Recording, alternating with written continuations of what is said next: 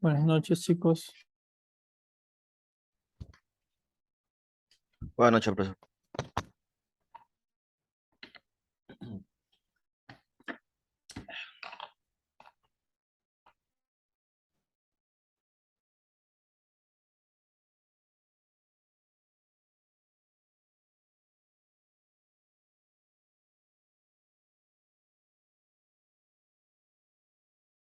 Un ratito.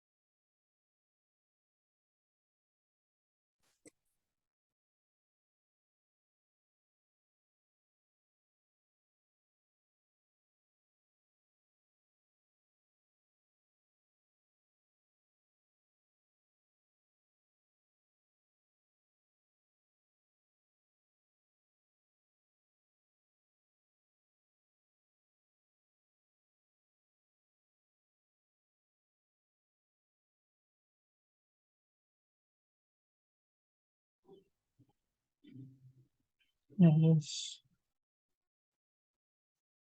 ya les aviso, chicos, que hoy vamos a tener una actividad un poco diferente.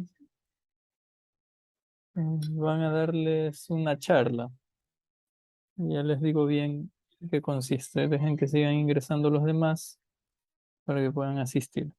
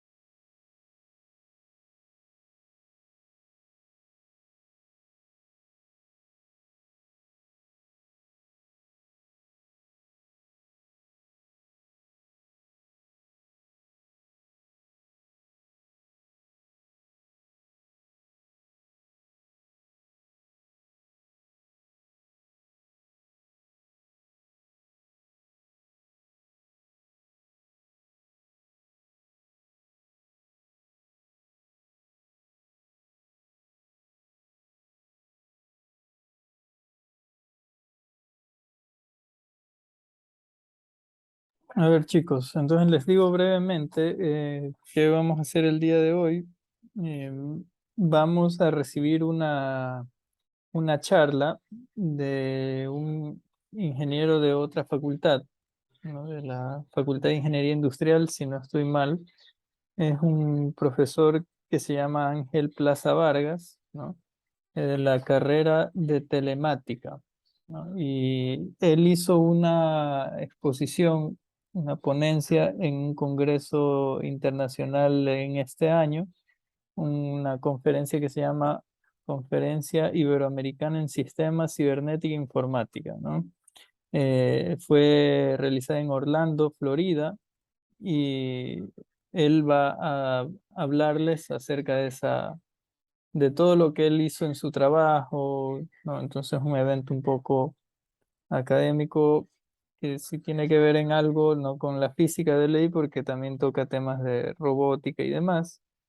Vamos a compartir esta sesión, capaz que ya algunos de los que han entrado son también del curso del profe, entonces vamos a compartir esta sesión con estudiantes del curso de él, ¿no? Que ya les estoy permitiendo el ingreso y y todos vamos a escuchar y al final, bueno, si hay alguna pregunta, alguna cosa, ahí le hacen al profe. Entonces esperemos un ratito que todos nos conectemos en la sesión y que el profe también venga y ahí empezamos, ¿no? Entonces estén listos para esta charla que les acabo de comentar.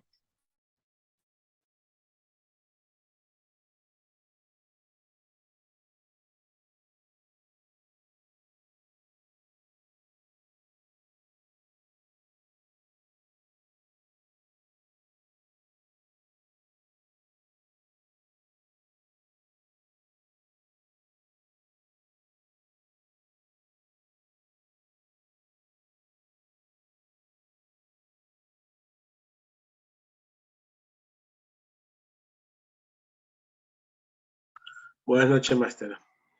Buenas noches.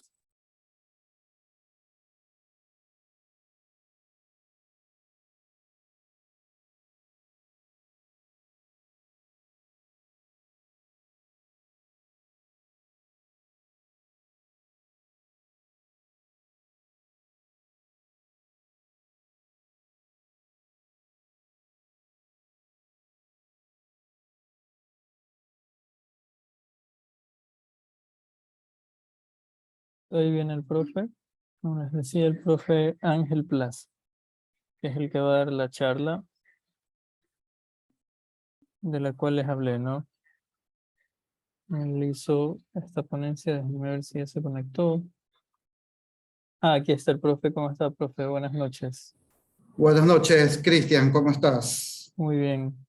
Bueno, y les comentaba a todos, ¿no? Que tú eres profe en la Facultad de Ingeniería Industrial, en la carrera de Ingeniería en Telemática, ¿no? Y que hiciste una conferencia en la 21ª Conferencia Iberoamericana en Sistemas y Cibernética e Informática y que nos vas a dar una charla, ¿no? Que esa conferencia fue en Orlando en el 15 de julio de este año. Y nos vas a dar una charla de réplica de lo que hiciste en tu proyecto, me imagino, ¿no? Debe ser vinculado a algún proyecto de investigación.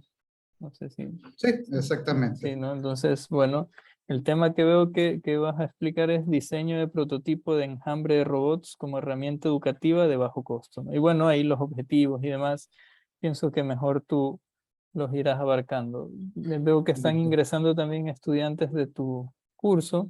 No sé, tú me dirás cuándo empezar, porque creo que los míos ya están casi todos. Te voy a poner como co-host para que puedas también compartir y cualquier cosa. Listo, Cristian. Esperemos un ratito más a que vengan los estudiantes. Sí, sí. Perfecto. Sí, ya eres Ya co-host. están conectándose. Ajá. De todas maneras está el gestor de mi facultad, el economista Benítez, que él va a dar la introducción. También algunos otros docentes conocidos de la facultad y de otras universidades que han estado trabajando, colaborando. Qué bueno, qué bueno. Se están conectando. Esperemos que se conecten. Sí, sí. Aquí estamos. Ya.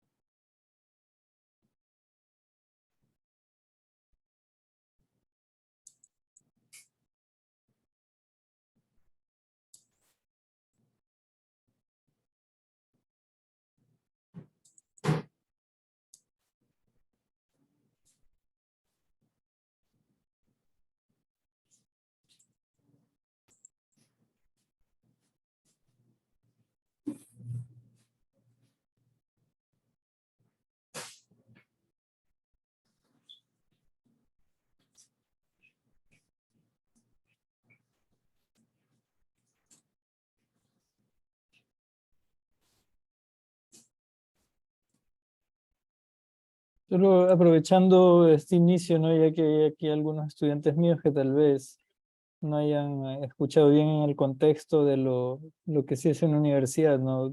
Esto es un proyecto que se llama FCI, me parece, ¿no? Sí, sí es de esos mismos, Ángel, lo que Sí, hiciste. exactamente. Bueno, son proyectos que los llevan a cabo profesores, también en conjunto con algunos estudiantes. ¿Tú participaste con estudiantes también o...? Sí, desde algunos semestres. Sí, sí, entonces, bueno, chicos, también les aprovecho para hacer esa como propaganda, ¿no? Ya que en la facultad también existen algunos profesores. Actualmente yo no tengo proyecto activo, o sea, participo en otro, pero no tengo uno como ya bajo mi cargo. Pero sí hay varios, ¿no? En los que ustedes tal vez pueden empezar a anexarse, a participar. Sería bueno que tengan esta experiencia en investigación. Ya van a ver igual aquí, profesor, los resultados que ha tenido y demás, ¿no? Pero como experiencia, sí sería bueno que lo tomen quien crea que pueda animarse a hacer algo así también, ¿no? Como ustedes como estudiante, y puede derivar en temas de tesis también, en general. Ujú, Exactamente, en ujú. muchos temas de tesis. Claro, entonces, Justamente lo que vamos a hablar es un proyecto que ha tomado algunos años, la investigación es de algunos años y es la incorporación de algunas investigaciones que culminan justamente con este proceso. Es algunas que se han complementado una con otra, ya vamos a explicar eso. Economista Benítez, ¿le considera para empezar ya una vez para que haga la introducción? Ya tenemos 48 presentes, ya van a estar llegando. Listo, ¿qué tal? Muy buenas noches, Máster Ángel Plaza. No tengo el agrado de conocer el otro docente de la Facultad de Filosofía. Mucho gusto, me presento. Soy el Máster Fausto Benítez, gestor de internacionalización y movilidad académica de la Facultad de Ingeniería Industrial de la gloriosa Universidad de Guayaquil. Entonces, de mi parte, estamos listos, Máster Ángel, para poder realizar esta réplica. Bueno, voy a empezar. Reitero, mi nombre es Fausto Benítez Troya, economista de profesión, máster en finanzas y proyectos corporativos, y bueno, estoy encargado en la actualidad como gestor de internacionalización y movilidad académica. Para mí es grato compartir estos temas y todas estas oportunidades que se dan a partir de la investigación de nuestros docentes de la Facultad de Ingeniería Industrial y por ende docentes de la Universidad de Guayaquil. Como Departamento de Gestoría de Internacionalización y de Movilidad Académica, siempre es un logro poder apoyar en los procesos que solicitan nuestros docentes para poder aplicar sus movilidades, y no solo sus movilidades, sino presentar sus investigaciones a nivel no solo nacional, sino internacional. Hoy día vamos a tener la réplica a nivel de la Universidad de Guayaquil, ya que contamos con algunas facultades y estudiantes de diferentes facultades y docentes de diferentes facultades. En esta charla magistral que la va a dar el ingeniero Ángel Plaza Vargas, es docente agregado 1 de la carrera de Ingeniería en Telemática de la Facultad de Ingeniería Industrial, y está relacionado a la presentación, esta charla de la 21ª Conferencia Iberoamericana en Sistemas de Cibernética e Informática, SITSI 2022. Esto es organizado por el International Institute of Informatics and Systematics, ISE, en Orlando. Eso fue en Florida, Estados Unidos, el 15 de junio del presente año. El tema que ha desarrollado el máster Ángel Plaza es el diseño de prototipo de enjambre de robots como herramienta educativa de bajo costo. El propósito y objetivo de esta investigación es explicar a los asistentes los resultados y los análisis derivados del uso de herramientas tecnológicas de bajo costo elaborados por los estudiantes. ¿Para qué? Para mejorar el proceso de enseñanza-aprendizaje dentro del aula. Esto como parte de las metodologías activas, como son aprendizaje basado en proyectos y aprendizaje basado en red. Entender y aplicar escenarios donde la construcción de un prototipo de robot se puede utilizar con diferentes propósitos de simple herramienta para programar con algún comportamiento específico, hasta ser compañeros con los que entablar una interacción fructífera con un propósito de aprendizaje colaborativo. Sin más, Máster Ángel Plaza, puede continuar, ¿no? Continuar con su réplica magistral y toda su experiencia vivida a través de lo que compartió a través de este congreso y de su investigación y sus resultados obtenidos. Bienvenidos a todos, muy buenas noches. Continúe, Masterclass. Listo, muchas gracias. Voy a proceder a compartir el documento.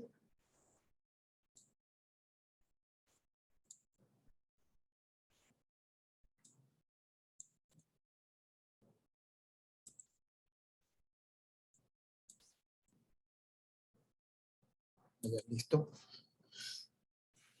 Ok, entonces, continuando con el preámbulo que me dio el máster Benítez y el ingeniero Cristian Pavón con respecto a mi participación el día de hoy, voy a hacer una réplica justamente de una conferencia que se realizó en Orlando, Florida, como parte de la 21ª Conferencia Iberoamericana de Sistemas, CISI 2022.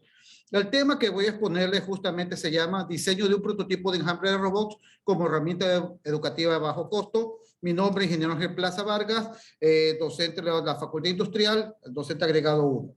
¿Ok? Vamos a tratar de hacer esto un poquito más entretenido posible.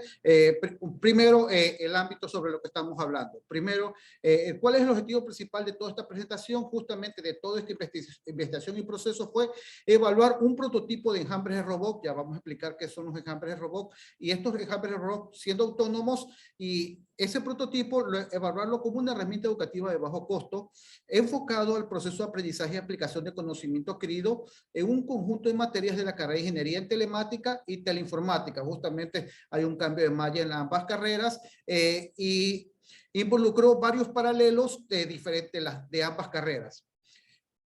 El propósito es tratar de impulsar justamente el área de la robótica educativa, utilizar todos los diferentes ámbitos que tiene para poder justamente desarrollar dentro de los estudiantes, que los estudiantes puedan desarrollar sus ideas propias, poder imaginar, crear, construir, resolver problemas específicos utilizando herramientas de tipo tecnológico. Algunos conceptos rápidos y claves de lo que vamos a ver, como es primero la robótica en el aula, la importancia de la robótica en el aula, como parte de los procesos de aprendizaje.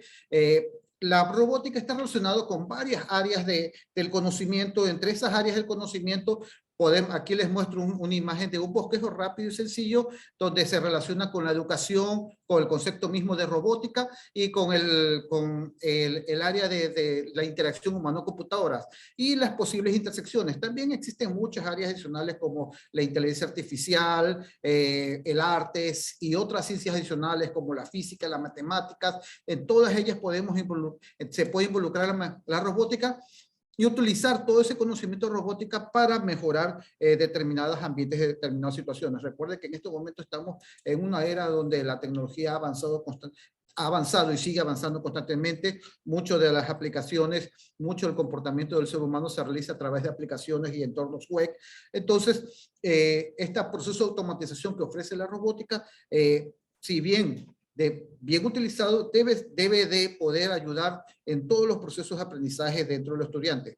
Ahora, existe una limitante, ya vamos a ver la limitante. El enjambre robot, dentro del proyecto se plantea justamente un término que es denominado enjambre robot. ¿Qué es un enjambre robot? Dentro de lo que de la robótica es tratar de simular el comportamiento de algunos insectos de tipo social como peces, abejas, hormigas, y se comportan de forma relacionada. Hemos visto en algunos conciertos, en algunos eventos mundiales, que estos enjambres de robot se las asocia más comúnmente al comportamiento del uso con drones, cuando hay espectáculos aéreos donde los drones forman palabras, forman imágenes dentro de su vuelo. Entonces, todos estos robots están comunicándose entre unos y otros a través de los procesos de enjambre de robot. Tenemos otro término también que nos interesa para entender más adelante lo que vamos a hablar, lo que es la autonomía de robots.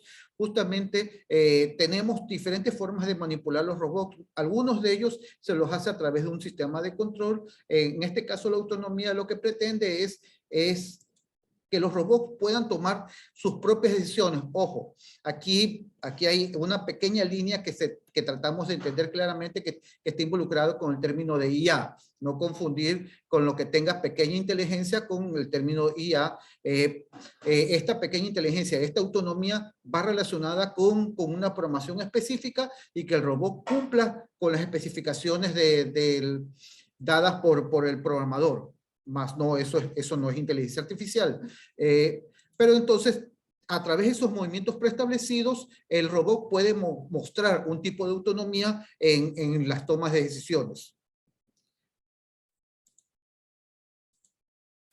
Entonces, para ya ir directamente a lo que es la propuesta de la exposición, el propósito, el objetivo de la investigación era evaluar un prototipo de enjambre de robots autónomos como herramienta educativa para el mejoramiento del aprendizaje de la robótica y la programación. Cumpliendo con ese objetivo, se propusieron dos ámbitos. Uno, desde el punto de vista del desarrollo y la construcción del equipo y de todo el ambiente arquitectónico de trabajo, y el otro, la evaluación del proceso educativo, el impacto que tuvo sobre un grupo de estudiantes. Para la evaluación, para el primer punto, para el primer ámbito, se utilizaron determinados microcontroladores de la familia del Arduino, el ESP8266, y algunos otros componentes de sensores dentro del desarrollo. Para esto se trabajó con algunos grupos de estudiantes, unos paralelos ya de niveles más avanzados de la carrera de teleinformática. Hubieron dos grupos de paralelos que trabajaron en el diseño de esto, inclusive hubieron dos temas de tesis relacionados a la construcción de los componentes del enjambre. Una vez construido el enjambre, una vez construidos los elementos, se procedió con otros grupos, en este caso, grupos de materias como fundamentos de programación, a evaluar el uso de esos robots diseñados como parte del proceso en este caso se escogió la materia fundamentos de programación y se evaluó con dos grupos académicamente similares. Ya vamos a ver las especificaciones más adelante, y esa evaluación nos permitió tener una idea clara de si la herramienta construida resultó útil o no resultó útil para el proceso de aprendizaje. En este caso se evaluó sobre el proceso de aprendizaje y la aplicación en un área específica que es la programación. Se pudo haber evaluado en otras y se podrá evaluar en otros ámbitos como el diseño, como el manejo de comunicaciones, como el manejo de otros ámbitos, pero en este caso solo se escogió el ámbito de programación. Desde el punto de vista del diseño del prototipo, tenemos algunos aspectos que se cumplieron, como el diseño del robot autónomo. Para eso se hicieron diseños en herramientas como Tinkercad y SolidWorks. Se hicieron procesos de evaluación de equipos y materiales de bajo costo. Estos se encargaron dos paralelos específicamente donde se evaluaron justamente todo tipo de tarjetas, todas las condiciones de las tarjetas, el uso energético de estas tarjetas y los factores de comunicación con otros elementos como los sensores o actuadores. Se determinó, una vez determinado un diseño específico, se construyó el conjunto de robots autónomos. Para eso se desarrolló una interfaz de control. Aquí intervino un grupo de desarrollo. Ya vamos a ver qué es lo que se refiere a esta interfaz de control. Esta interfaz de control permitió controlar los robots desde una laptop que se llevan para el manejo de las operaciones. Se hizo un proceso de validación de comunicaciones. Los robots, al ser autónomos, utilizaron una tarjeta de comunicaciones a través de una red wireless. Entonces se tenía que manipular las comunicaciones inalámbricas. Se hizo un proceso de pruebas y análisis de datos y al final se generaron resultados que es el comportamiento de los robots. Este es el ESP8266, que es el microcontrolador, la placa con microcontrolador específica que se utilizó, que se seleccionó después de probar algunas. Eso tiene algunas características, entre ellas que viene incorporado su conexión inalámbrica en una sola placa, por tanto, y el voltaje que se maneja era el adecuado para minimizar el gasto energético. El diseño de robot que se utilizó es un diseño clásico que se utiliza normalmente en muchas de las competencias de robótica, especialmente las competencias de laberinto. Este diseño se llama un micromouse. Es un robot que puede alcanzar, como es competencia de laberintos y otros tipos de competencias, llega a alcanzar unas velocidades adecuadas dentro de ese movimiento de sus actividades. Aquí tenemos algunos de los diseños que se llegó a validar y verificar, el diseño en TICALAC, el diseño esquemático de funcionamiento, algunos diseños esquemáticos de funcionamiento. Este es un ejemplo de un robot Sumo que previo a la construcción, un robot Sumo autónomo que se utilizó en competencias de Sumo dentro de allá por el 2018, dentro de los grupos de evaluación que probaron el proceso de autonomía de los robots. Quedó en un segundo lugar en una competencia nacional de robótica dentro de los procesos competencias Sumos autónomos. Este es otro tipo de diseño, se probó algunos tipos de movimientos y funcionamiento. Este es un diseño basado en un modelo denominado SOWI, que permite el movimiento a través de los servos de las piernas del robot y se puede movilizar simulando el movimiento de un humanoide. Este es el diseño final que se utilizó. Aquí esto muestro la imagen de dos de los robots que se construyeron para el movimiento para la construcción del enjambre. Algunas especificaciones técnicas utilizadas: el microcontrolador, los servos, el SG90, el módulo detector de obstáculos, la batería, especificaciones, el estabilizador de energía, el 7805, son especificaciones técnicas que se determinó dentro del diseño arquitectónico. La interfaz y la arquitectura de comunicación, como les indicaba, contábamos con algunos robots construidos para poder ser manipulados a través de una interfaz, de una aplicación desarrollada por otro grupo de estudiantes que permitía manipular, justamente esa interfaz permitía manipular el comportamiento de los robots generales. ¿Y cuál era el aspecto importante dentro de este comportamiento? Que simulando el comportamiento de un enjambre, un robot reina determinaba una ruta de comportamiento, un proceso de información. Entonces los bots tenían que seguir al robot reina a través del canal de comunicación, la red inalámbrica que se creaba, la señal inalámbrica entre el robot reina y el robot y los bots, y cada uno se hicieron algunas pruebas. Esta parte se utilizó algo de aprendizaje controlado, algo de machine learning. Esto estuvo a cargo de otro docente de la facultad que se encargó de las pruebas y de la adquisición de datos. Esta es otra conferencia que se realizó sobre el procesamiento de los datos dentro del entrenamiento de los robots. Se determinó algunas características para poder entrenar a los robots y al final se pudo entrenar y fijar unas coordenadas y un movimiento por parte de los bots. Ahora, por parte del estudio metodológico en cuestión de la aplicación y la validación del conocimiento en cuestión del aprendizaje, justamente se tuvieron dos grupos, uno de control y uno de prueba para la validación.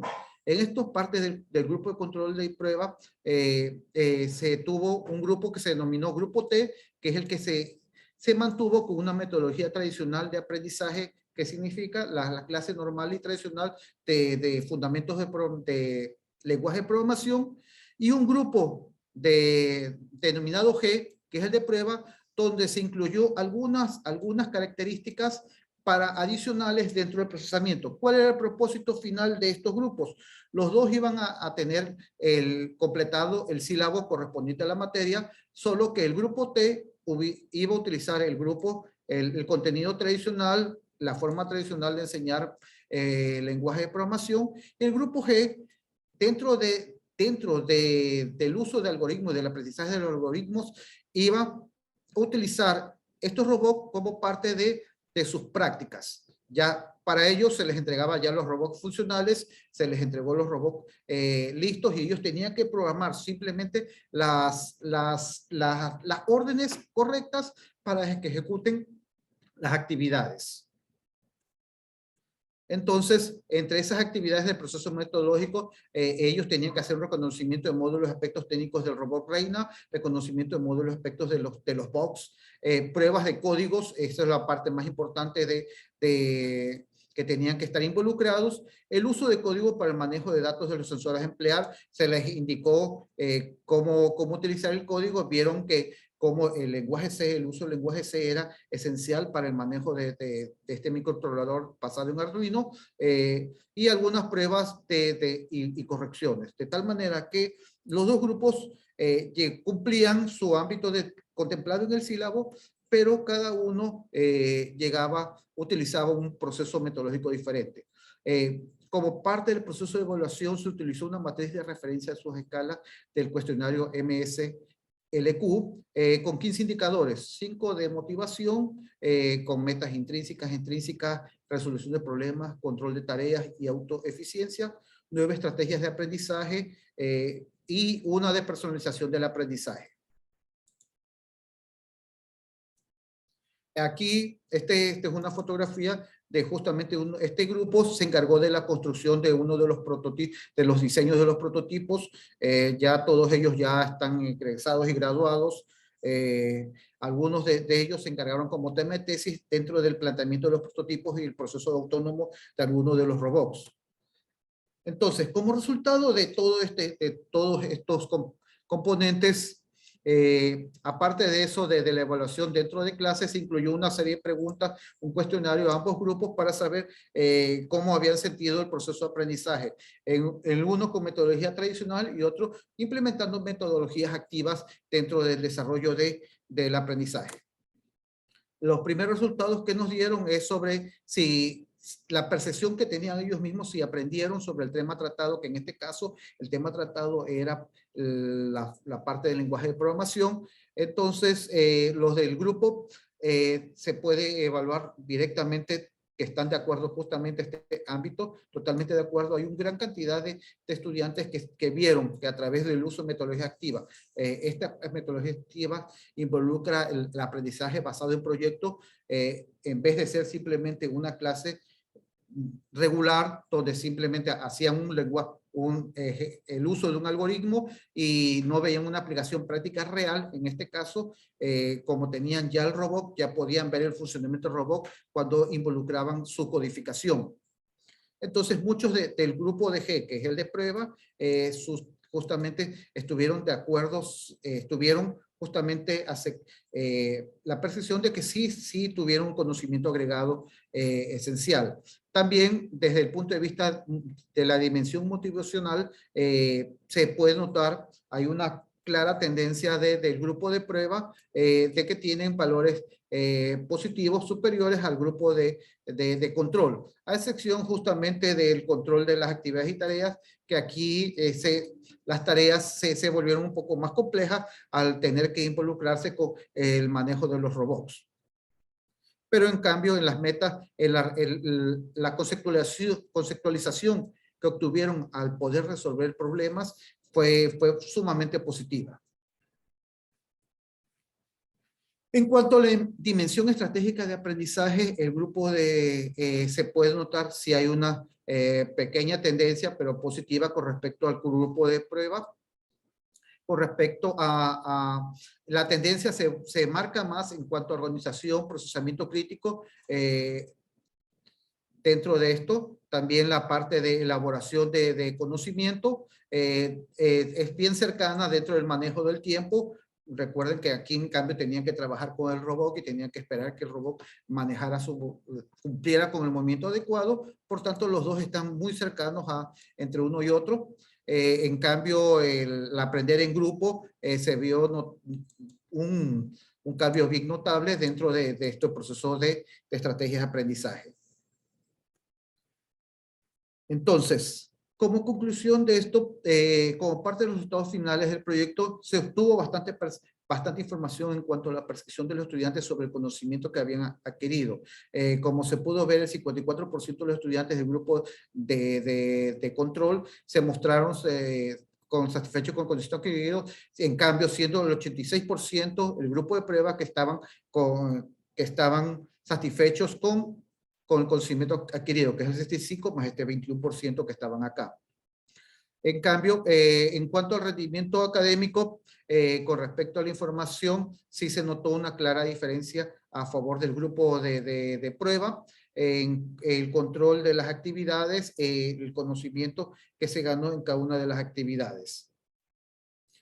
Como parte de las actividades que se desarrollaron del grupo de prueba, se recibió mucha información por parte de los estudiantes para poder agregar más prácticas y más beneficios para los estudiantes dentro del planteamiento de los problemas.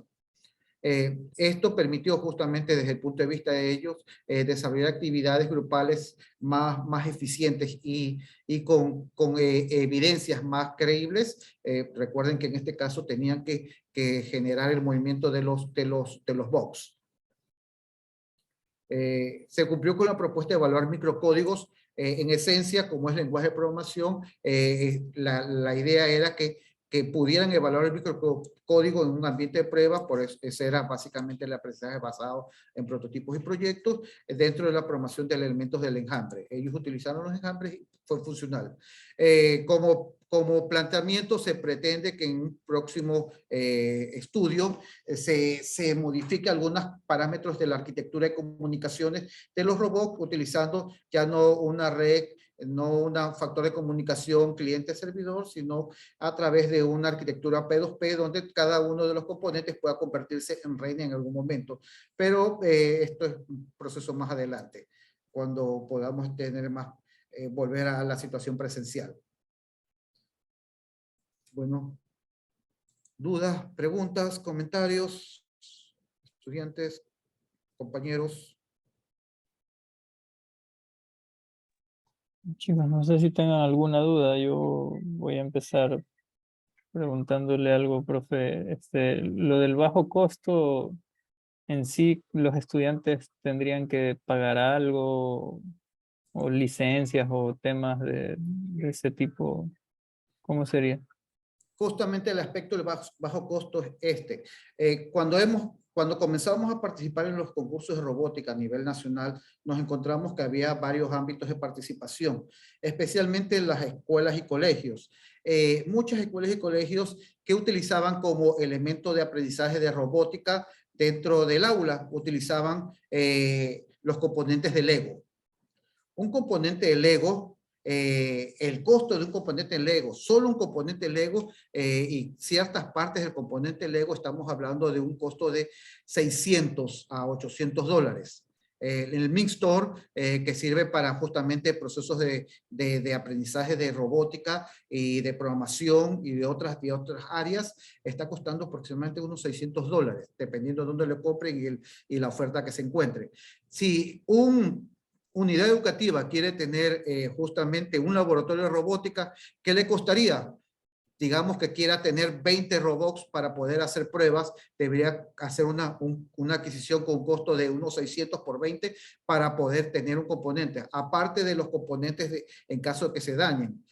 Y si hablamos de una institución pública, como una escuela pública, un colegio público o una universidad pública como la estatal, tener esos componentes dentro de este momento de crisis y tener esto. Este proceso de investigación lo empezamos ya hace 3 años. Ya hace 3 años ya había un efecto adverso de la economía mundial. Por eso es que ya la universidad estaba en procesos, en muchas cuestiones de bajarle su presupuesto. Entonces, desde esa perspectiva nosotros pensamos, no es justo que solamente un torneo de robótica de niños y de colegios puedan competir colegios que puedan pagarse un kit de robótica de $600. Cuando un componente como esto sí se los puede construir a un costo mucho más asequible, un laboratorio de robótica construido por los propios estudiantes con componentes de un costo. Por ejemplo, una placa Arduino está costando, si es una placa solamente genérica, $5, si es que no se los trae en gran conjunto, hasta si es una placa ya de una marca, la misma placa Arduino, pero de marca, está costando $25 o $30. Hay un cambio de diferencia, pero para pruebas y errores, la genérica, la china, es funcional. Por eso, justamente, ese es el punto de vista del bajo costo, comparado con los costos de tener un kit de aprendizaje de robótica real de los actuales. En este caso, el principal es el Lego, porque ya tiene más de 4 décadas trabajando en contenido educativo, ha ido modificando y es un referente en cuanto a contenido educativo relacionado a la robótica. ¿Y a nivel de bachillerato se puede manejar Arduino o no? Depende del pensum que se arme. El uso de Arduino no es complejo. Bueno, como dice, lo dice alguien que ya conoce la materia, y todo el mundo que conoce la materia puede decir, no es fácil el asunto. Pero los estudiantes han encontrado que sí es fácil, inclusive el código, muchos códigos ya existen.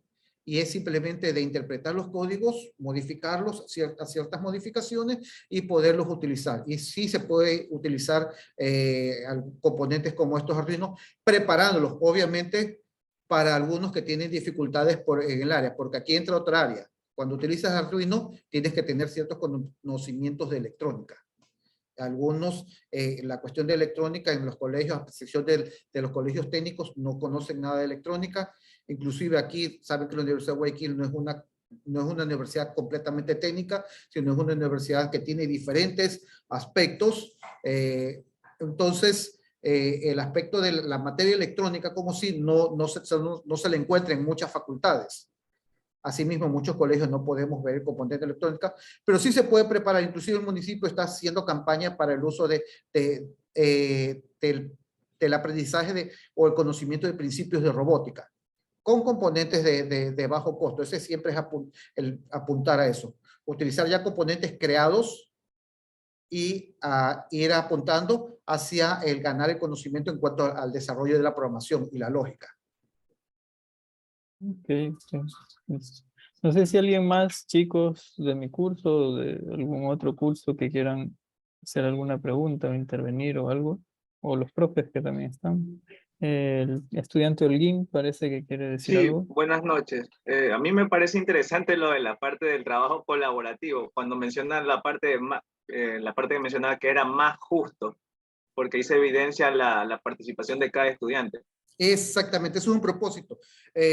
Muchos han tenido clases colaborativas en grupo y todo lo demás, y es complejo desde el punto de vista del estudiante demostrar quién ha hecho y quién no ha hecho, y es complejo desde el punto de vista del docente evaluar quién ha cumplido o no ha cumplido, ¿verdad? Entonces, si se designa, siempre es la cuestión de asignar actividades y cada uno cumple una actividad. Entonces, al cumplir esa actividad, se puede evidenciar justamente más fácil y más justo. Este es uno de los prototipos que tengo aquí a la mano. Este es el modelo Zowie. Este es el que se mueve a través de vibraciones. Es uno de los modelos. Aquí está el otro, los diseñados. Este tiene doble función porque se creó también para trabajar en fútbol robótico. Tiene aquí el sistema de disparo para fútbol robótico. Y este es el Sumo. Mini Sumo es. Este es autónomo y este puede cambiar entre autónomo y manejado por radio control. También trabaja con una palanca, puede ser controlado por una palanca similar a la del Play y trabajar como en competencias de fútbol robótico. Como les dije, esto es lo que han trabajado desde hace 4 años diferentes grupos de estudiantes en diferentes paralelos. Rivas, Eduardo, cuénteme. Buenas noches a los ponentes. Disculpe, tengo una consulta. Estos robots, este enjambre, ¿se puede conectar de manera automática? Así como hay las nuevas tendencias de domótica que uno puede, mediante el internet, manejar las cosas. ¿También se puede aplicar? Lo principal en esto del enjambre es el componente de la placa de comunicación. En este caso, la placa, la ESP, tiene justamente una tarjeta inalámbrica que te permite comunicar entre cada uno de los componentes. Esa tarjeta inalámbrica tiene algunas formas de funcionamiento. Nosotros escogimos una de las formas donde teníamos un punto central y todas se conectaban. Es similar a lo que hacen ustedes, tener un router y todos se conectan al router. Así es como se estableció la comunicación de estas. Ellas se comunicaban a un punto central, que en este caso era nuestra lacto. Pero asimismo, en la proceso de prueba, ya no se comunicaban con la lacto, sino que se comunicaban con el robot reina para seguirle sus pasos.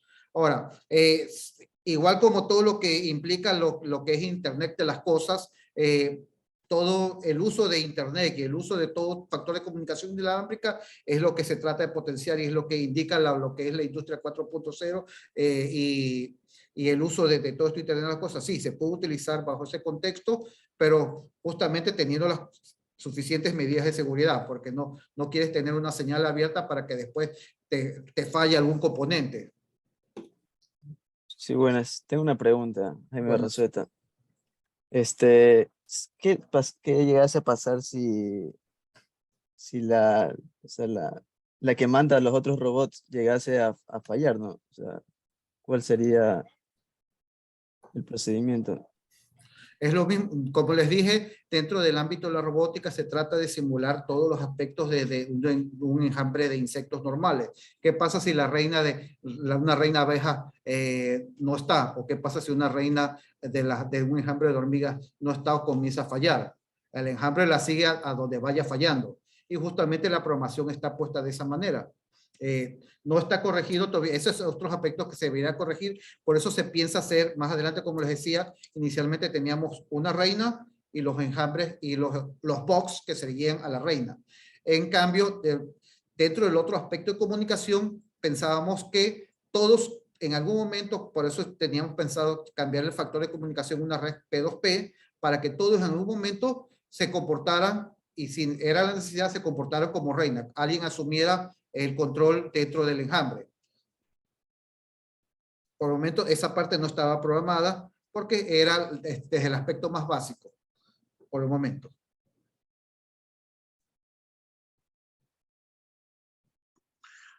Una pregunta, buenas noches. Buenas noches.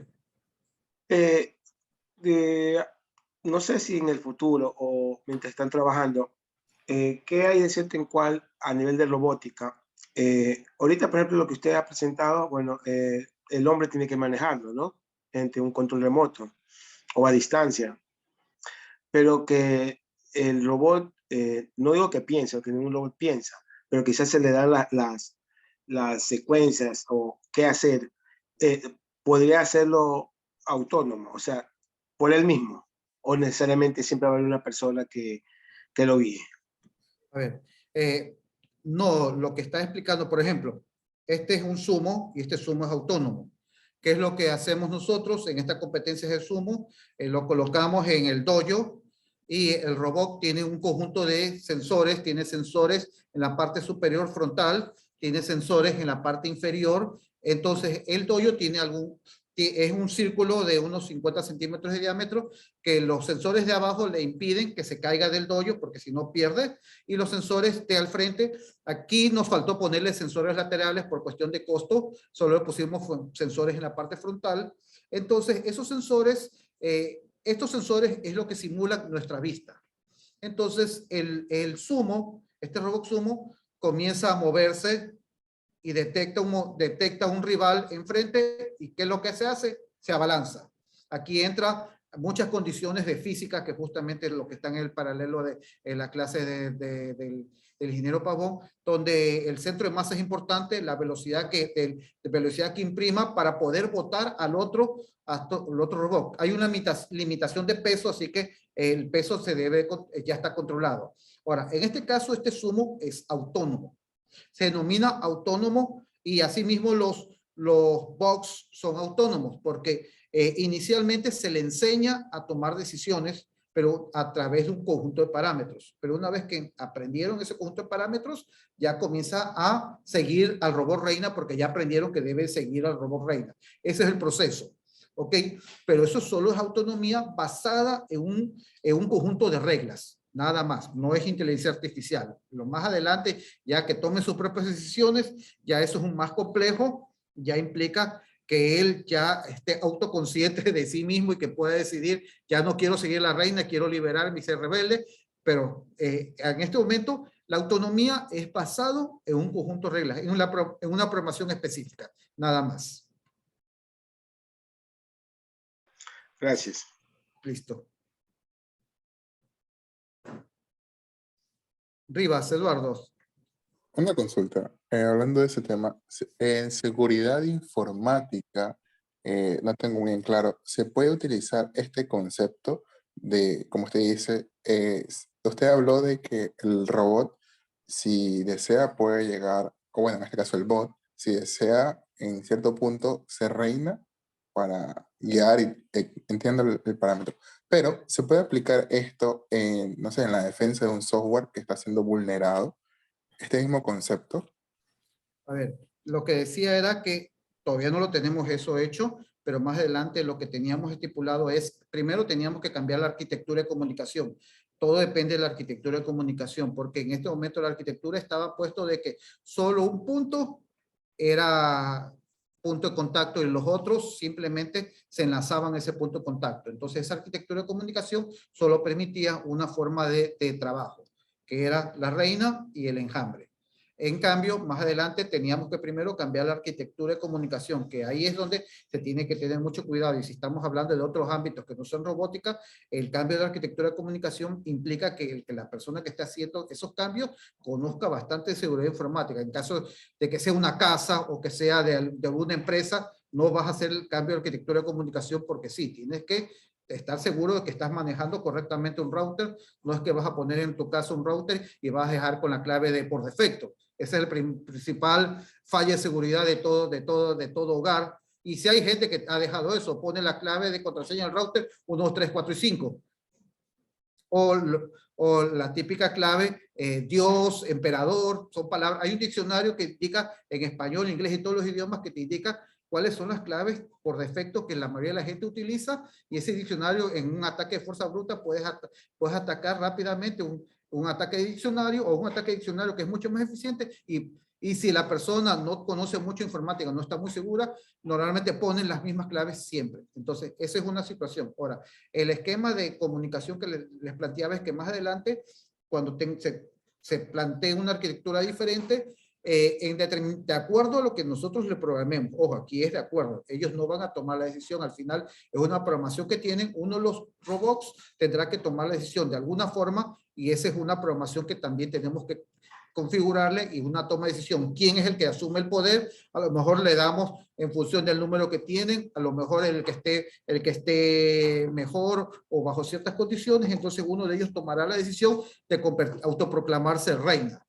Entonces, pero eso es en función, esa autonomía es programable, no es una autonomía real, es una autonomía controlada.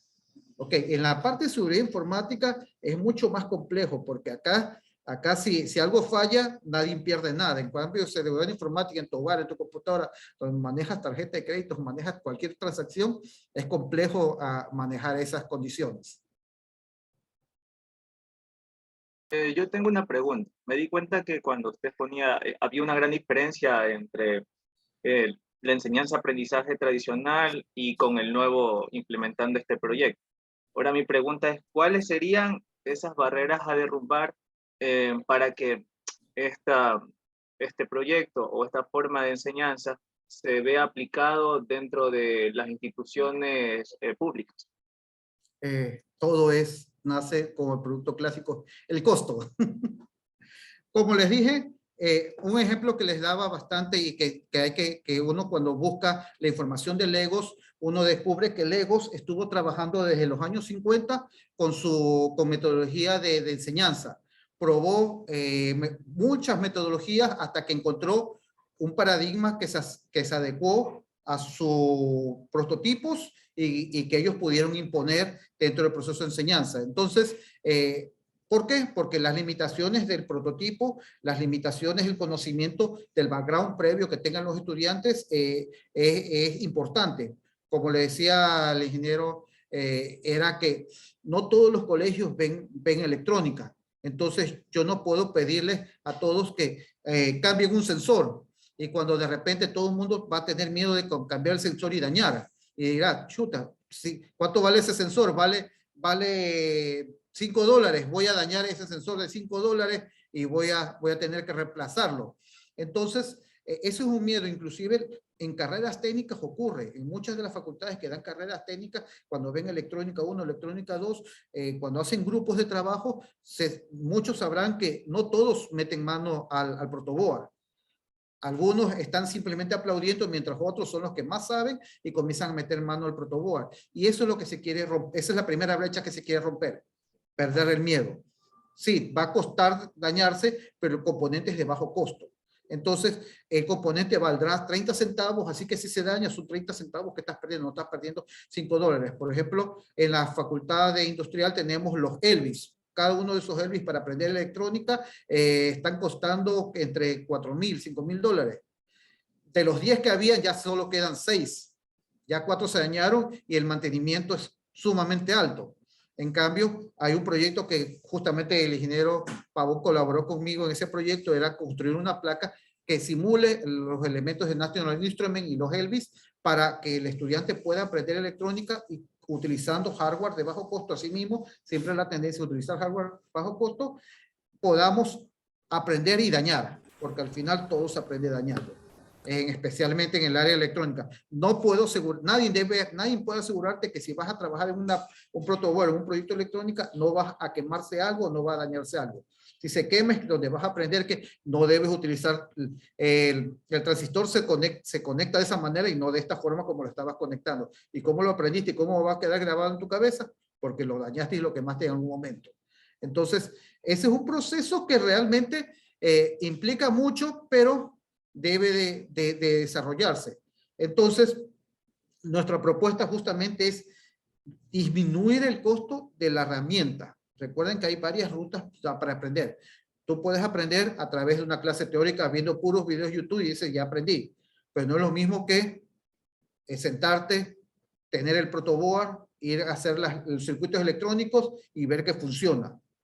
Puedes verlo en YouTube, pero la forma más eficiente trabajando sobre esto. En este caso, nosotros vimos desde el punto de vista de programación, porque muchas carreras ven la programación y normalmente las clases de programación, ¿qué es lo que te enseñan? Haz el código, prueba el código y funciona, pero es un código de hola mundo, ingresa nombre, ingresa esto y nada más, pero no ves una real aplicación.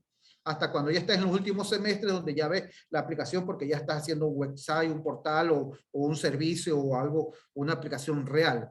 Pero desde los primeros semestres, donde el estudiante llega a odiar la programación, es mejor que sepa cuál es el propósito de toda esa programación. Recuerden que el área de ingeniería, de mucha de la ingeniería, se ve mucho microcódigo, especialmente telemática y telecomunicaciones, donde el microcódigo involucra el manejo de los equipos activos de redes, como los routers, que son equipos activos, donde no necesitas hacer grandes aplicaciones o grandes segmentos de programación, sino pequeños códigos que corrijan y que enruten ciertos comportamientos, especialmente en la parte de redes que muchos de los estudiantes de telemática y teleinformática se manejan, que ese es el ámbito que estábamos aplicando, que ellos perdieran ese miedo de codificar y de utilizar los equipos electrónicos. Entonces, la respuesta final es primero, quitarse el miedo a través de saber que se va a dañar, pero saber que el precio de eso que se va a dañar no va a ser tanto.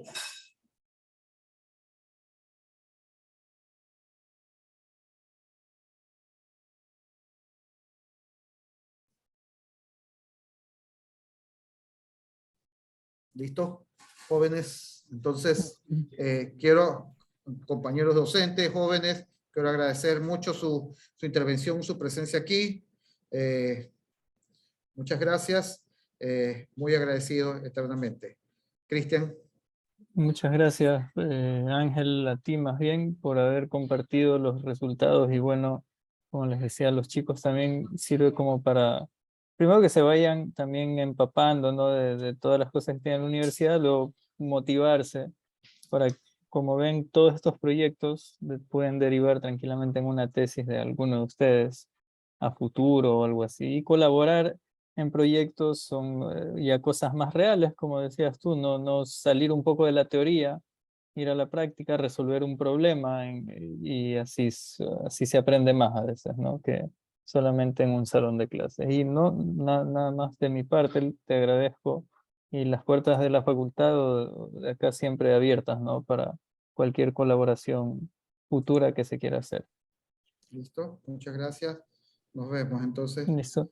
Yo igual, si necesitas, luego te pasaré el video, ¿no?